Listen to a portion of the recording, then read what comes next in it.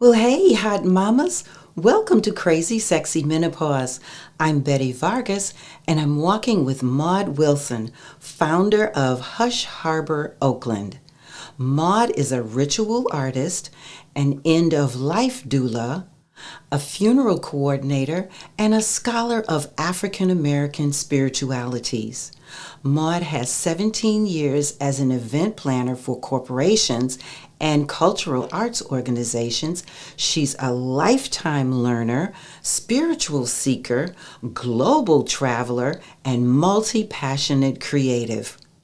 Maude listens to African American ancestral wisdom to guide her into the right spaces to heal not only herself, but others as well. Join me as Maude shares with us her sage wisdom. So, hey, hot mamas, we are walking with Maude Wilson today. And here we go. All right. So, Maude, let me ask you the first question. First of all, how are you doing? Thank you so much for joining me today. Absolutely. Thank you for bringing me on.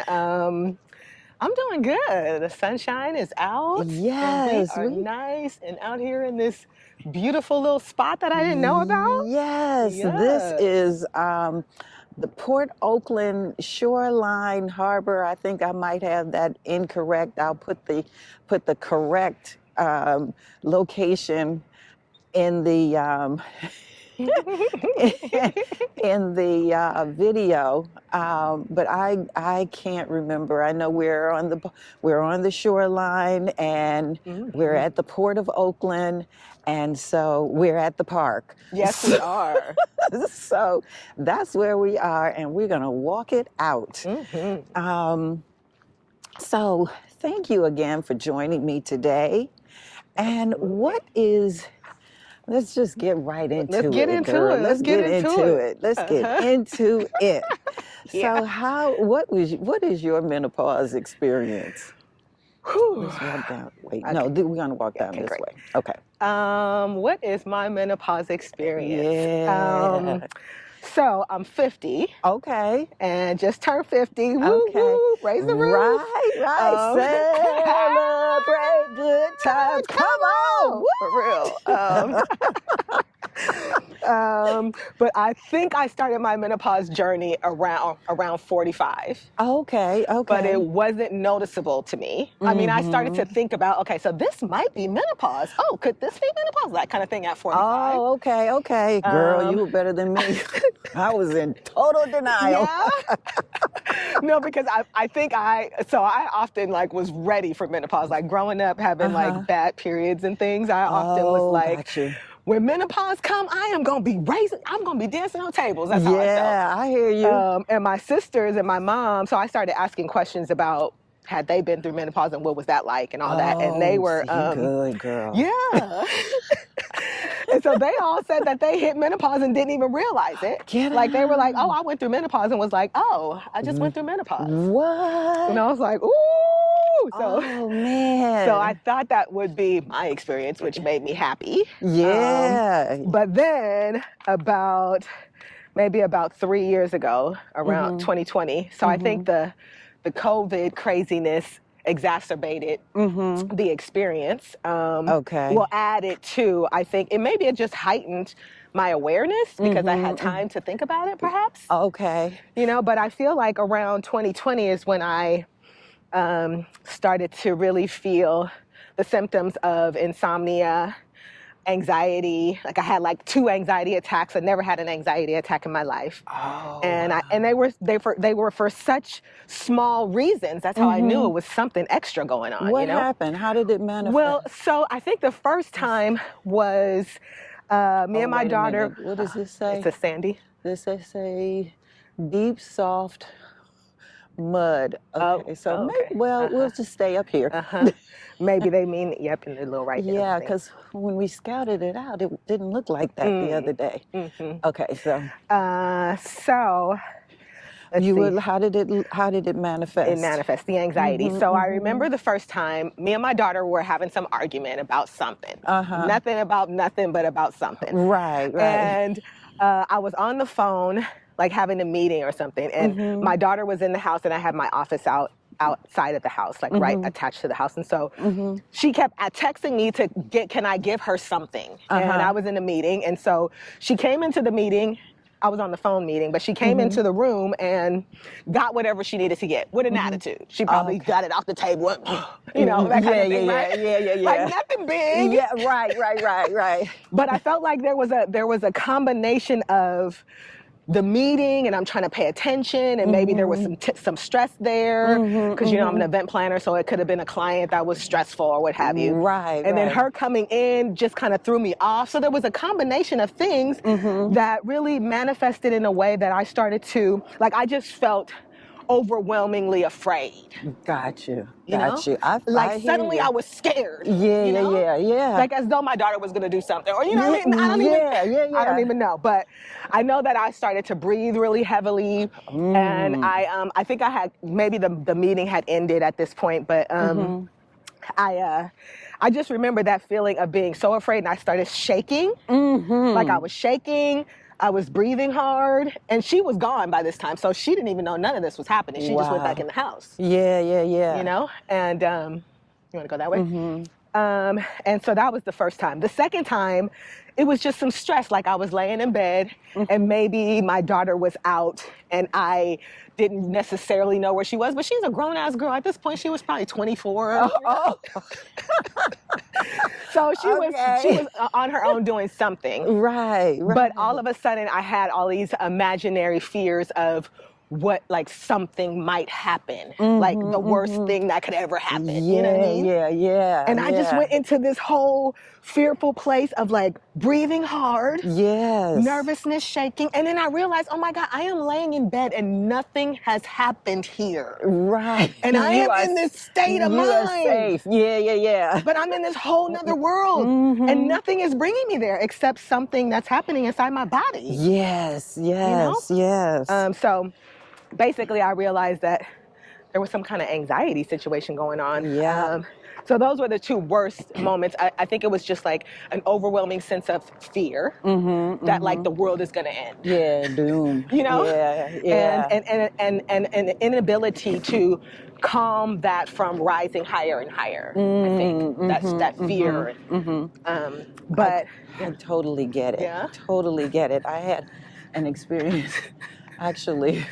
It's kind of funny now, but it was the first time I was going to go on camera, I think it was. Hi.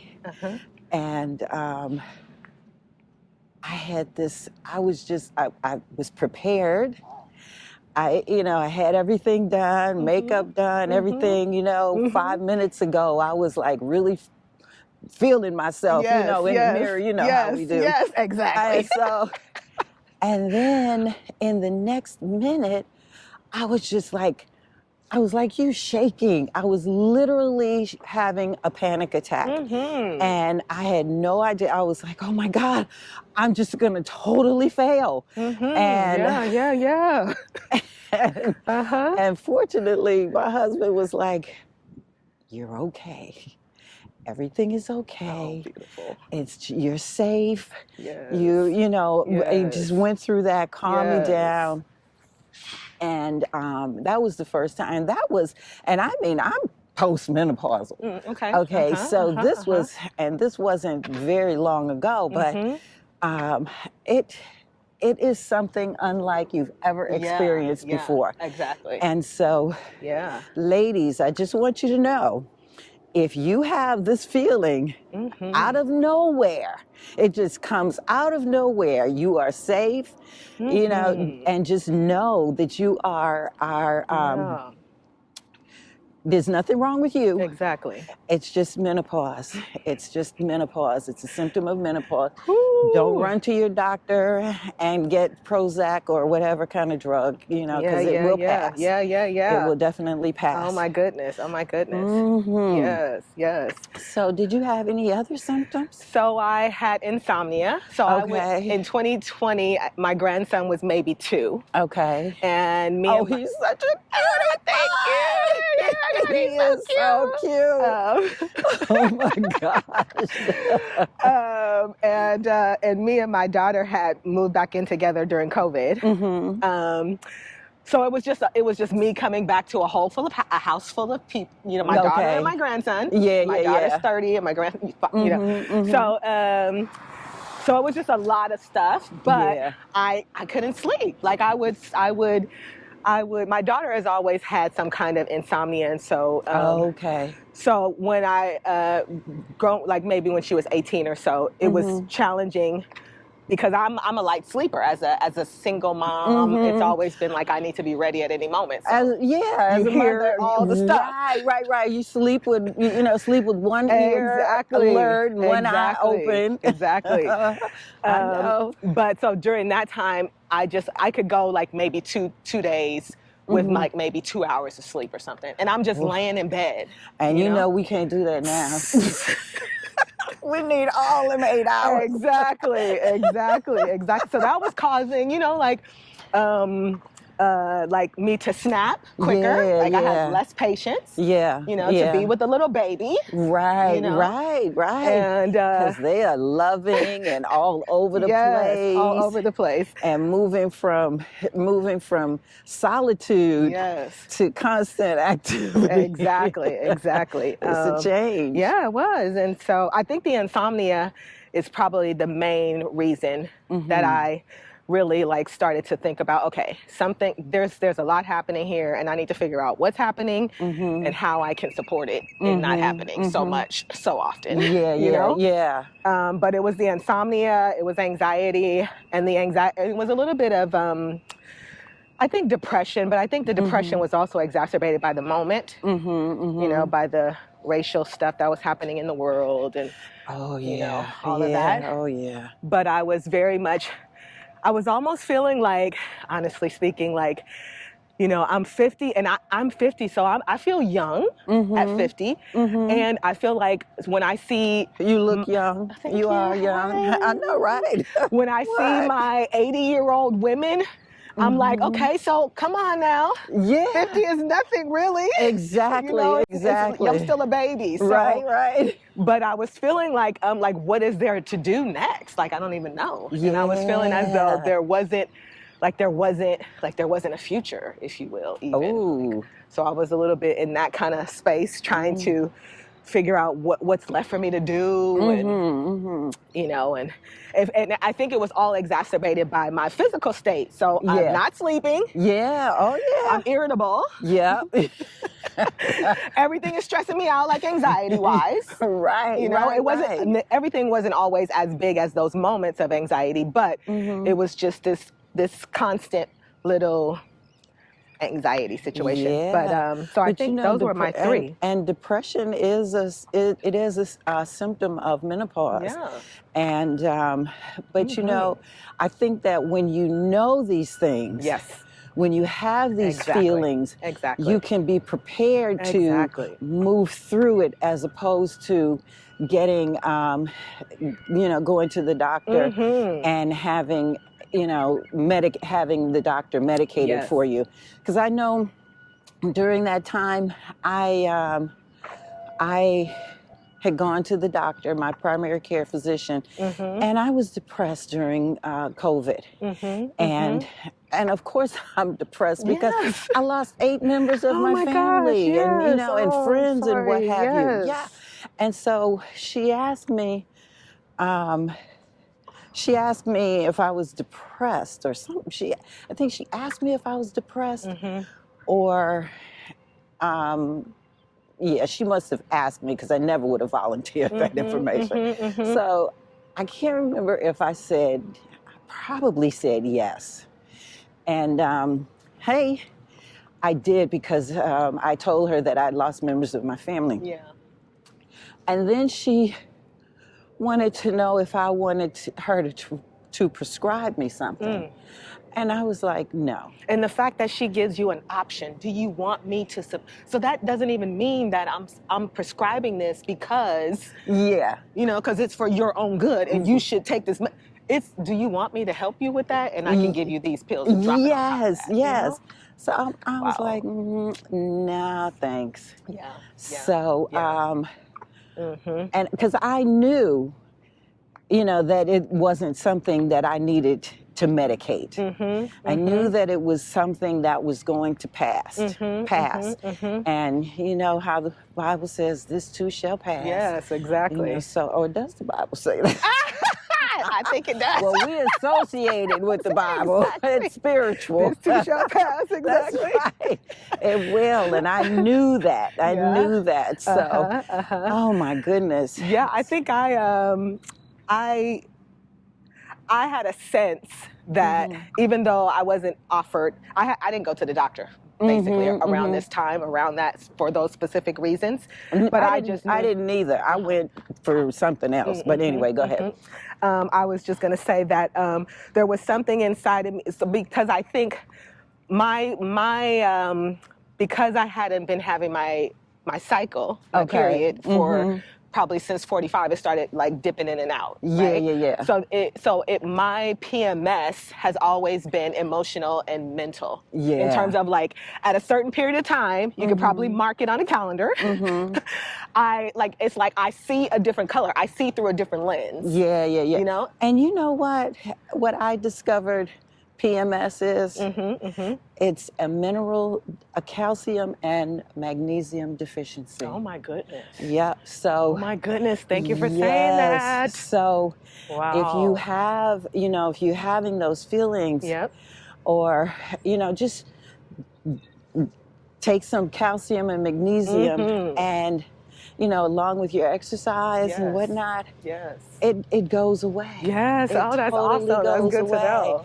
Yeah, because I was like, wait a minute, really? And when I was doing the research on this, I was like, what? I could exactly. I could have been done with this a long time ago. What? How many weeks of drama would you have saved yourself from? I know, right? Yes, years. We all would have saved ourselves from, exactly. Years. Good Lord. That's good to know. I think I recently incorporated magnesium into my diet, and I've been told. I mean, I haven't really understood the whole calcium piece, other than the bone thing, which I was using for that specifically. Yeah. Yeah, but I think around this time I started to. I think I was also opposed to just getting on some different over-the-counter drugs to help these things, because I had been like before the menopause really kicked in. If I couldn't sleep and I had some type of it was this week and maybe I was stressed and I couldn't really sleep, I might take a Benadryl for my allergies, but I know it's going to knock me out. Yeah. But then the next day I wake up and I'd feel like, why did I take that Benadryl? Because I'm so groggy and all that stuff. You know what I did? When I would have, because I suffered with insomnia periodically, and actually I had a surgery and I was in so much pain, it was like, oh my God, what am I going to do? I can't sleep. I can't get any sleep. So a friend gave me a gummy. Now, if this is not legal in your area, don't do it. But he gave me a gummy, and I took it because, of course, I was in a lot of pain and I really wanted to get to sleep. And that was some of the best sleep that I got. Yes. It wasn't anything that was, hallucinogenic or anything like that. And I woke up the next morning and I was fine. I was great. No grogginess, no nothing, just refreshed. Because I had a good night's sleep. Finally, I was like, what? Yes. Like, That's where you get this stuff Oh from? my goodness, that's what I stumbled across too. Yes. Because I remembered, the healing powers of marijuana. That's the healing powers of cannabis. Thank you that they. Well, we won't even go there. But anyway. But I think that and I started to like. Herbalism was one of the things that I went head first in because I was Yes. just trying to figure out how can because I realized there was a hormonal imbalance. Everything that was happening, which when you're in the moment, it feels like there's a whole bunch more than just my hormones going on here. Right, You know? that's right. Let's walk this way so Okay, we can yep, get into some sun. Sure. Because we're walking Away with from the it. sun behind us. Uh-huh. And now when we came out here the other afternoon Uh-huh. and walked this way, Uh-huh. the sun was behind us. And I'm like, come on, sun, work with me now. Okay. All right. So anyway, yeah, so you were doing, you had a product. I did. And I got that product. I was like, ooh, this is nice. Yeah. So talk to me about that. Well, around that time, I really just wanted to. I think I looked at a few different things. I started to like look up, okay, so what happens when you're in menopause? What are the symptoms? And one thing led me to another, And I think the first thing I really took in and understood was that it's a chemical imbalance. Yeah. Your hormones are off at different periods of time, and really it feels very emotional and like there might be a bunch of other things going on, but it could very well just be this, you know? Yeah. And so I didn't want to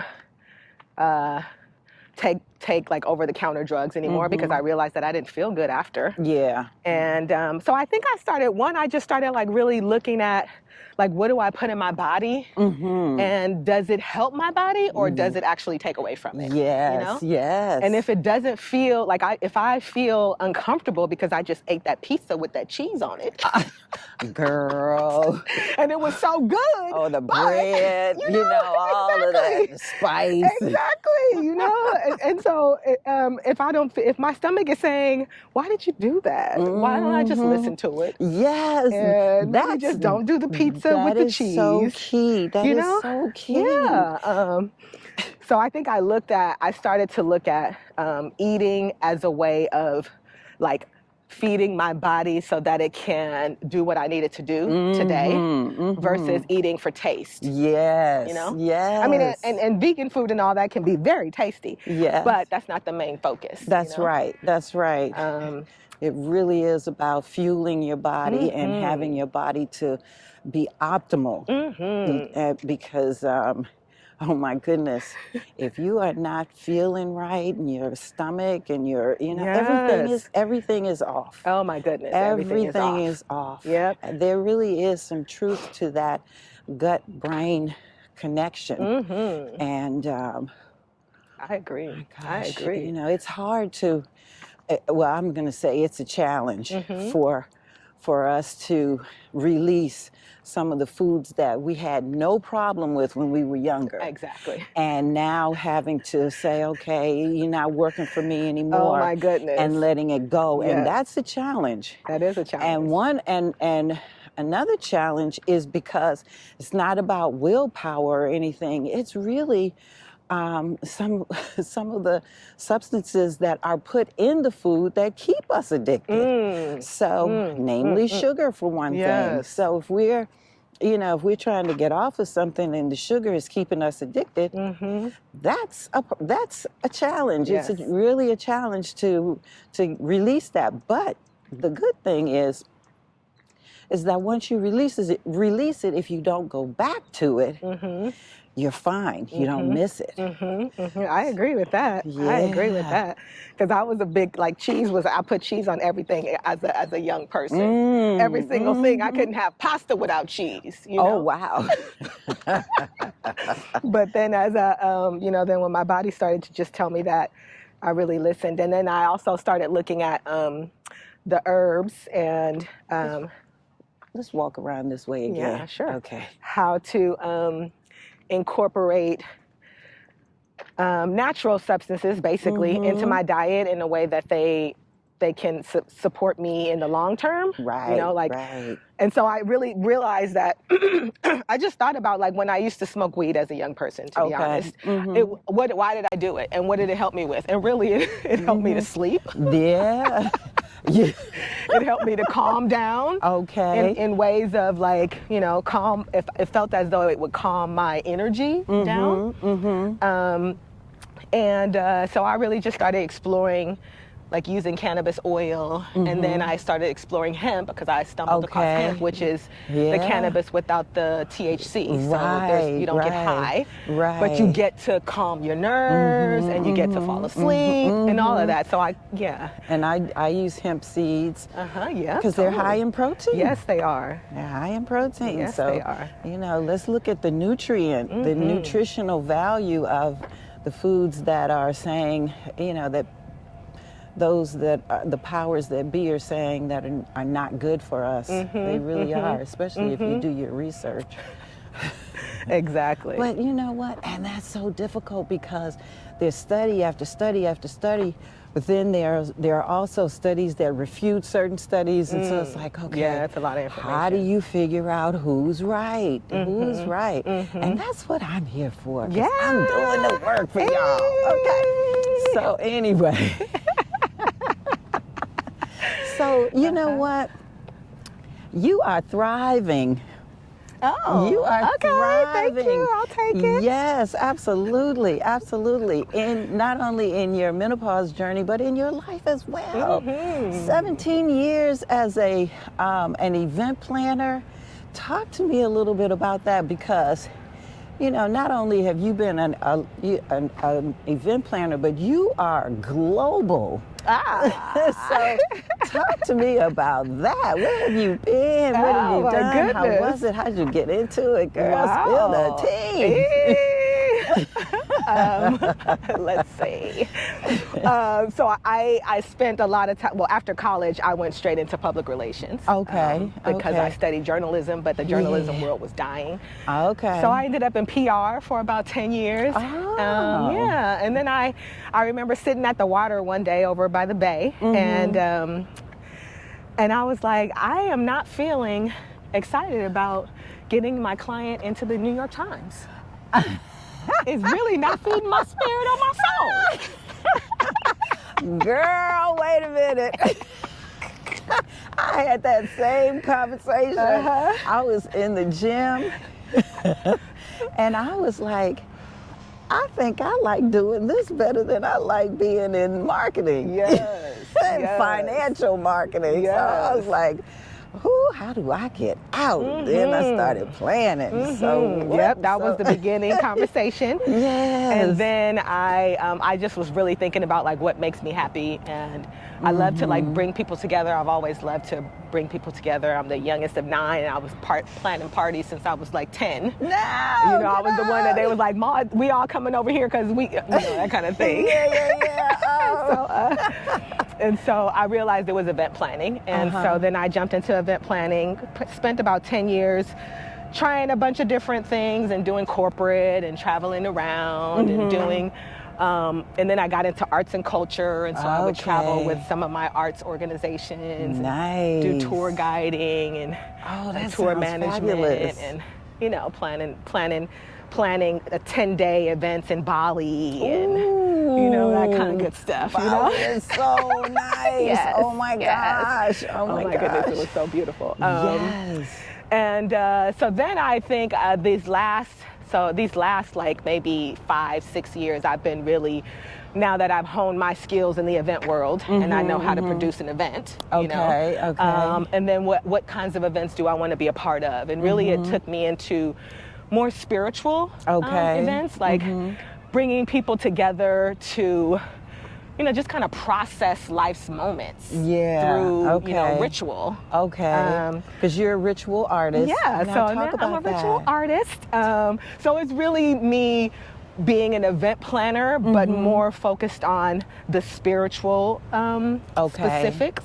So it's more around how can we, looking for, and I focus on, my foundation is from an African-American spiritual perspective. I come from New Orleans. I got a background of hoodoo and voodoo traditions and things like that. And then as an adult, found science of mind. So blending all of that together with the ancestral wisdom of what I put in is what I receive, and all that goodness. And so right now my foundation is more around using Black spirituality practices, like ritual, like using your voice and collective voice, speaking your truth collectively, circle singing, using, you know, how all of our voices are important, and if we use that voice together, we can create this, manifest the things that we seek. Oh man, that sounds like fabulous. Yeah, and so I use some of those. And definitely healing as well. Absolutely, because song is very healing. Yes. And I think a lot of this was born out of my menopause experience, because I really went back to the basics around, like, when do I feel good? Yes. When did I feel good? Yes. And what was I doing? That is a great question to ask yourself. Yeah, like, when did I feel good? And when I did feel good, what was I actually doing? And oftentimes I was singing, it was ministering through music, and through the choir. You know, it was walking and being out in nature. You know, and it's being physically healthy or eating well to where my body feels good. You know? And so the spirituality pieces, and so really through my ritual work, you know, I support primarily African American women who are just processing life's moments, and I think my space is 50 plus, because those are the moments that I really feel like I connect with, I think, and like I have something to offer more specifically. So that's like going through menopause. Like, how can we ritualize our moments so that we can move through them with more grace? Move through them with like ease. Exactly. And like and feeling like it's gonna be okay. Not feeling, but knowing. Knowing. There's a knowing that has to happen. Absolutely. So my ritual work has taken me to do like end of life doula. So how do we create sacred space for people as they're passing? How can I support you with supporting your brother or your cousin or your husband, or, you know, moving through this particular period, so that I can take all of that planning stuff off your plate, and you can just be in the moment and process, because really death happens one time. And when we know someone is going through it, we can either move in and support that process, support them through that process with love and holding their hand as they're going through, or we can walk away and be like, it ain't happening, and then when it's done, be like, I wish. And then also too, there is, while everyone else in the family is going through the emotions that they go through when someone is transitioning or has transitioned, there's usually one person who doesn't get to do that. Because they're doing they're doing all the work. They're doing all the work, and then, you know, maybe there are one or two other people to join them, but typically it's them by themselves. And that was what, you know, when my family was transitioning, and I literally, they were across the United States, and I could not go because everything was shut down. And so what I was able to do was to do what I could with, you know, creating the obituary, editing, you know, doing whatever I could to support in whatever way that I could. But and that was cathartic to me. Because going through that process and reading the obituaries and you know, remembering, you know, remembering them, the good, bad. Well, there really wasn't any bad, because, you know, I found myself like really laughing, because I had wonderful relationships with each one of them, and it was the joy of knowing that I had conversations with them before they transitioned, and so there was no guilt. You know, because sometimes, you know, we have guilt that we weren't there, or that we didn't, you know, we didn't say what needed to be said or whatever. And so I had none of that. And I looked at those pictures, and you know, and I was by myself. I was by myself. I looked at those pictures and laughed and cried and, you know, and so by the time the ceremony came around, I was good. I was good. It was very cathartic. But to have someone such as yourself to take care of all of the details, the, you know, the minutia associated with that experience. That's I mean, that is a blessing. I think it is a blessing. It's a blessing for myself, you know, as well, because seeing how, like, witnessing after the fact, and when someone expresses that me being there really helped them so much, and they can't necessarily articulate why it helped them, but they realized that they were able to just like be present. Let's move a little bit to be present. And I think that's a gift that I can give. It is. Oh my gosh, what a blessing. And so I'm there, and I'm really also, as an end of life doula, I'm also recognizing that it's not just about you know, someone has gotten the hospice care and they're going into hospice care. It's not even about that. It really starts way earlier than that. Because I'm realizing as a 50-year-old woman, like I don't want my daughter to be trying to plan my funeral. I don't really want her to be planning my celebration of life, you know? Because she's a young person, she knows me. However, there's, you know, and being an event planner, I'm also very much like, I would love this, I would love this. But she has her own perspective of who you are. Exactly. And so I'm thinking about, like, because I think it's the end of life process is really about changing our way of managing or processing death and dying, you know, or end of life, you know, and so there are some things that now I am beginning to ask myself and beginning to really recognize that this is a responsibility. As I get older, I have certain responsibilities, you know, that I can ignore, but then when you ignore them, they fall on somebody else. Exactly. And so what are those things? And that could be, you know, just pre-planning and pre-paying for the basics if I don't want to go that deep, but I'm actually going to make it a ritual of, you know, this is a moment in my life where there's some things I need to really consider. And I think when I think about those things and go into those things, it helps to like open me up and to appreciate what I have now. You know? Absolutely. You know? Absolutely. And to be comfortable with moving on. Exactly. Because, you know, African American tradition teaches us that death is not final. That's right. You know, it's for me, it's like the final big experience that you have in this life. However, there's more. You know? There's something that you're going to. You know? And those of us who are at a point where we're, you know, we are connected to the physical body, but then, you know, there's a point in time where you have to let it go because no one gets out of this life alive. There's two things that we know: we were born and we're gonna die. That's right. I mean, so why does it have to be such a big, horrifying, horrible thing? It really isn't. I think it's Western thinking and Western teaching that puts us into that mindset. You know? And along those lines, I think that they put us in the mindset that menopause is, you know, is a horrific thing. And when bad. It's really like it's a new awakening. It's just the death of our ability to have children. And that is it. It's not the end of our life because I'm 10 years postmenopausal.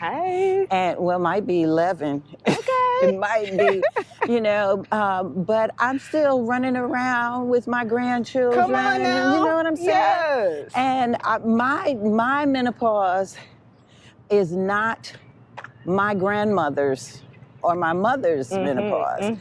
Not that I didn't, my mother died when I was 10, so whatever hers would have looked like, it ain't that. What I'm experiencing is not that. I agree. So, it's a new day. And now we got people, we've got people talking about wanting to live forever. What do you think about that? Wanting to live forever. Yes. I don't necessarily want to live forever. Yes. I feel like, this life is here for its time, and I'm going to soak up everything I can soak up while I'm here. Yeah. But I think there's a moment where it's time to move on. Right. Oh, geez. Oh, they walk. Sorry. You want to come on this side? And he just sitting there. Sitting there. No worries. No, thank you. I didn't even see him back there. I know, he came up so quietly. He did. He was patient. He was. I don't know how long he was back there. That was funny. Yeah. He was nice, though. So there's still some nice, wonderful people in the world. Absolutely. Gentle people, kind people. Absolutely. So we have to acknowledge that whenever we see that, because Lord have mercy. Because the alternative is plentiful. That's right. We got to change the paradigm wherever we can and whenever we can. Yes. So anyway,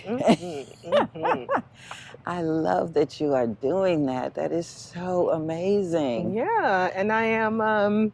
So I'm taking, end of life doula, taking people through that process all the way through the funeral planning process. And then also just looking, I work with different families to process just life's moments. So life's moments are sometimes we get a diagnosis. Okay. And if you we get a diagnosis of cancer or what have you, and now we need to go through that process of moving through that cancer and healing ourselves and doing what we need to do in order to get healthy and to heal our body and to recover it. And then to be able to keep on moving. And so I just really... mentally and physically. Exactly. Yeah. So I just really support people with bringing their families together to support them through these different moments. Yeah. That is so beautiful. And then also just creating ceremonial experiences, because these things are big deals, and I think oftentimes we don't acknowledge them. Right. Right. And, we get caught up in the busyness of life. Yeah. Or thinking, you get caught up in the diagnosis. And you think that it's something other than what it's not. And I was telling someone the other day who got a notice from, a notice from the doctor to come in for something emergency or whatever. Yeah. And I was like, but what if it's something different? Think about think about it as being not necessarily a negative. Why go into a negative thought? Yeah. When it could be something positive. It could be something that you can move forward on. It can be something that you can change. Exactly. It can be something that you can look at and say, okay, I'm going down this road. Maybe I need to go down this road in order to feel better. Maybe I need to stop doing what I'm doing, or stop eating. Exactly. You know what I'm saying? Yep. It's like it could be a moment. I mean, it's scary. Yes. Absolutely. And it's a big deal. It's not fake. It's not pretend. It's not small. Right. And it can be an opportunity to cleanse your body out. Yes. It could be an opportunity to learn how to feed your body in a way that helps it to be able to function longer, And I really believe that all kinds of sickness is really just the universe telling us to slow down. Look at things from a different perspective, and just take another route. Yeah, yeah. You know, if you have things to do, because we all still have things to do. Yeah. We're living. We have work to do. Exactly. Exactly. So, Exactly. I mean, when our job is done, we just gonna go rest. Exactly. Rest in peace. Yep. And so, if our body is, and our bodies talk to us. Yeah, Our totally. bodies talk to us and Absolutely. tell us what it is that we need to do in order to stay on the straight and narrow. If we've fallen off, let's get back on. Because I know if I eat some bread. You got me taking another look at bread now. Oh, girl, if I eat some bread, it's like my body is like, girl, now you know you should not be doing that. Yep. What is wrong with you? Yep. So, yeah, and it's an everyday. It's like, it's like life. It is. Every day you have the opportunity to try these new things, or to go down the way you've been going, or what have you. Every day. So it's like, we have a if choice. you ate the bread tomorrow and you don't want to eat it the next day, don't eat it the next day. But if you eat it, just know your body is gonna respond. Yeah, totally. It's gonna be responding to you, and you may not like it, but you're just gonna have to suck it up and say, okay, you know what, I did it, and totally. I'm cool. I'm complete. Totally. Absolutely. I hear you, because I feel like at 50 and going into menopause, I think that's one of the big things, is recognizing the consequences. Yes. There's consequences to everything. Oh, and it's not about good and bad. It's not about that. It's about if you eat this is going to happen. If then, that's right. Period. And the choice is yours. Exactly. The choice is yours, whether you want it or not. Exactly. Whether you're going to do it or not. Exactly. The choice is yours. But then, like you said, there are consequences, and you just have to own up to it. Don't blame anybody else but you. And, don't go complaining. Because I would do that. I'll be like, oh, my bloated stomach. Oh, my God. I can't wear these pants that I wanted to wear. Right. This is not a good day for those pants. No. And I'm just at the point where I just want to go in my closet without guilt. Totally. Pull something out, put it on, and just, like, right. Let's get into it. That's right. Totally. Oh, my goodness. Yeah, but I think the ritual thing is just really around... I think ritual helps us to consciously recognize that we're in this moment, we're in this experience, we are, this is where we are. Now, is that the basis of Hush Harbor? That's the basis of Hush Harbor, Oakland. Okay. Yes. So that's Maude's business, Hush Harbor, Oakland. Yes, and so that's it's like a hub. It's a safe space for people to process life's moments through ritual. Okay. Basically, and so I would come and and collaborate with the person who wants to create the ritual, and just support them in creating a ritual to kind of acknowledge the moment that they're in, to declare where they're headed, and then to help mobilize their family to support them in getting there. Nice. Nice. Yeah. Oh, that is so beautiful. Now, do you have plans to branch out outside of Oakland? I do. That's why I called it Hush Harbor, Oakland, because there will be Hush Harbor, New Orleans next, and then, I love it. I love it. So I envision it just being a hub for people of African descent to basically come and practice ritual, and to remember, reclaim, and reinterpret our ancestral wisdom in ways that feed our souls and help us to move through life. Gotcha. Now you're doing some postgraduate work. Talk to me a little bit about that. Goodness. And how that's included. I am in the dissertation writing stage. Ooh, let's walk this way. Okay. I don't know what's over here, but we're going to find out. It's calling us. Yes. Okay, you're in the dissertation I am in the dissertation writing phase. Okay. I am getting my master's of art in religion studies, focused on new religious movements, and specifically African American religions Oh and my spiritualities. goodness. Now, Yeah. what is that study about? What has that taken you? It's actually Just talk helped me to, so it's helped me to identify like where I want to give my service, and that's what Hush Okay. Harbor Oakland is really. And so Hush Harbors are actually the places, the physical spaces where, it's the name that we gave, physical spaces where enslaved Africans would go out into the forest and Okay. pray at night and Oh, worship and okay. feed their souls. After Okay. working from sunup to sundown, they would go out into the woods and come together and just kind of like testify and fill themselves up with music and prayer. And Okay. so my vision, my dissertation is going to be around those hush harbors and how my ancestors relied on their spirituality to basically sustain them through like the worst time of my history, you know, the Okay. enslavement process. And if they use these practices to sustain themselves, then I feel like those practices can help us to like fly, Yeah. you Yeah. know?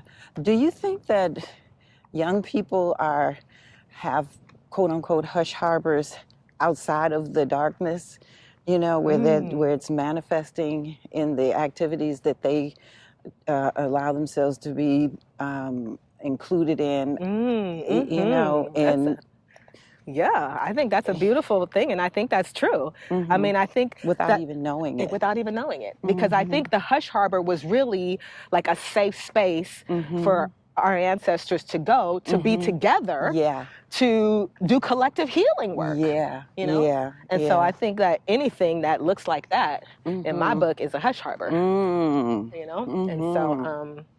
Yeah, and so this is my version of that, but that's where my dissertation is really going to be focused on the hush harbors and what happened in those hush harbors and how my ancestors used those practices to support their daily healing so that they can get up and go out and do the dirt all over again. Yeah. You know, for Yeah. sometimes a lifetime. How can you go day after day just going through this degradation and going Yeah. through this pain and suffering Yeah. and still see or vision that you can live a life without slavery? Yeah. And if not you, your kids. Like how Yeah. unselfish. Right. If not me, I Exactly. might be stuck here for the rest of my life. But for my kids though, Right. Right. you know? Freedom. Oh my goodness. And so Freedom. I feel and so that I think that I would love to just uncover, remember. And so I've been going through a period of like spiritual remembering, just like speaking to my ancestors in that way. And then also just studying African American spiritual practices like voodoo, hoodoo, black spiritualism, and just trying to really like clear, just like I think my purpose is one, to take the stigma off of black spirituality. Okay. Because I feel like there's been a stigma that's been put on that. And these are my grandmothers and many people's grandmothers. And our grandmothers were not out there worshiping the devil. Right. And they were not out there doing harm. Exactly. They were out there trying to take care of themselves and their families. Exactly. You know? I believe that, and I don't know, I don't have any proof of this, but I believe that those rituals were kind of beaten out of us because they knew the power. Exactly. They knew the power that they contained, and they didn't want that for us. Like, why would you care about what my God does? You know what I mean? Yeah. If you knew how powerful it was. Exactly. Yeah. Exactly. And so I think that that's exactly it. And I feel like now is a great time because Black people are starting to, or even go deeper into, I think it's starting to be more safe for us to acknowledge and to uncover and to remember and to validate, I think, our ancestors' spiritual practices, because we're recognizing that demonization of the Black spiritual practice was a European or a colonizing concept. And that's what they did to us to basically keep us in this place of enslavement. And so So now that I think we're chipping away at that, like, oh, some of these beliefs that I still have are really like, you know, internal racism and, you know, and like, you know, invalidating my own brilliance because of my ancestors' brilliance and, you know, all that good stuff. And so, now, what do you think about the way this United States is moving in terms of, you know, trying to take away Black African American history in the schools? What do you think about that? Ooh, I think I think just off the top of I think that is a duplication of trying to take away our spirituality. It's the same thing, just in today's way of doing it. Like so you wanna consciously teach something false, and then expect us to not fight about it. Yeah, to go along with you know? it. So I think that there's just some craziness going on right now, and I can't even believe that that's a thing at the moment. But what do you think we could do about that? I think personally that sometimes we don't need them to to validate our shit. Right. And we just need to validate our own stuff and preach and teach our own stuff and inhale our own history and teach it to our children and all of that. But also I think that, you know, we have to fight against the system. So we have to. How do we do that? I'm not really sure. I mean, I know part of it is like being present. So for example, the leaders in Florida who are fighting against this, like, I don't know, how can I as a Californian support that journey, you know? But you know what? If it's happening there, do you think that it will show up here?